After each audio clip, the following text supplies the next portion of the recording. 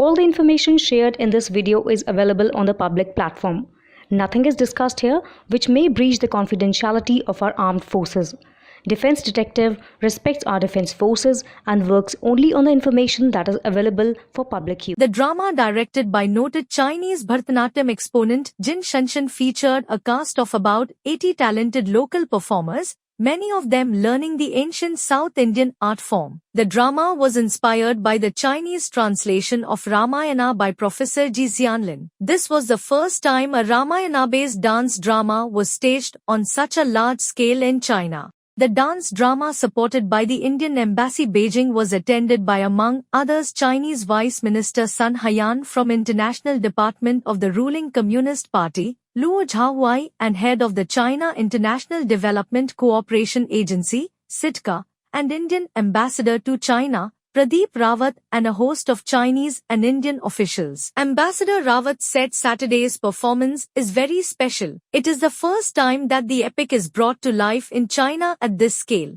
We have around 80 performers, all of them from China, from 5 years to 80 years of age, with majority of them performing on such a large stage for the first time in life. Their passion for Indian culture is a common thread binding them. Many of them were either stranger to each other or mere acquaintances, but during practice sessions, lasting for over 2 months, they have become like a family. The dance drama was staged ahead of Foreign Secretary-level talks on Sunday to discuss the normalization of ties between the two countries. Foreign Secretary Vikram Misri will take part in the 2-day talks. Indian art and dance forms Bharatanatyam and Kathak, besides a host of musical instruments, gained traction in China over the decades, with several Chinese lovers of dance devoting their lives to learn the classical art forms in India. In August last year, 13-year-old girl Le Muji held her first Arangetram, the graduation ceremony of Bharatanatyam, in front of celebrated Bharatanatyam dancer Leela Samson,